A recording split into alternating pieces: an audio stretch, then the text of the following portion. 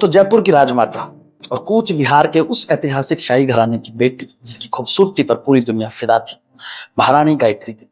गुलाबी नगरी के महलों की वो रानी जिसका हर अंदाज वोग मैगजीन के पन्नों पर इतिहास लिखता था और जिसकी महफिलें जैकी कैनेडी और महारानी एलिजाबेथ की मौजूदगी में सजती थी। लेकिन क्या आप जानते हैं, एक रानी जिसे महलों की मखमली चादरें भी कम लगती थी, उसे एक ऐसी काल कोठरी में फेंक दिया गया जहां रोशनी तक पहुंचने से डरती थी। 1962 का लोकसभा चुनाव, गायत्री देवी ने राजनीति के अखाड़े में कदम रखा। उन्होंने सी राजगोपालचारी के साथ मिलकर स्वतंत्र पार्टी की नींव रखी।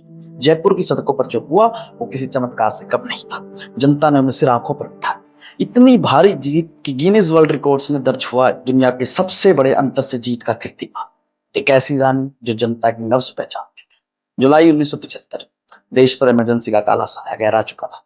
दिल्ली के गलियारों में सन्नाटा था और उसी सन्नाटे को चीरते हुए आधी रात को राजमाता के पहल लिली पुल पर सरकारी दस्तक हुई। बिना कोई वारंट, बिना कोई दलील, दिल्ली के सख्त शासन ने भारत की सबसे चर्चित महिला को घसीटकर तिहाड़ जेल की उन सलाखों के पीछे डाल दिया जहां आम अपराधी रखे जाते थे। सोचिए, जिसने कभी कॉर्पोरेट का फर्श नहीं देखा, वह रानी उस जेल की धूल में कैद थी। उन्हें तोड़ने की हर कोशिश हुई, उनके गौरव को कुचलने का हर प्रयास, लेकिन गायत्री देवी के आत्मविश्वास के सामने सत्ता के वो क्रूर चेहरे बोने पड़े। अपनी किताब अ प्रिंसेस रिमेंबर्स में उन्होंने वो सब दर्ज किया जिसे इतिहास ने छुपाने की कोशिश की थी। उन्होंने दिखाया कि सत्ता की ताकत सलाखों से नहीं बल्कि उसूलों से होती है।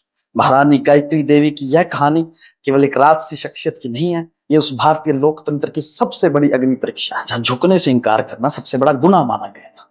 क्या यह बदले की राजनीति थी या सत्ता का अहंकार? जवाब आज भी तिहाड़ की दीवारों पर बोलता है। आप इस बारे में क्या सोचते हैं? अपनी राय कमेंट्स में बताएं। जय हिंद।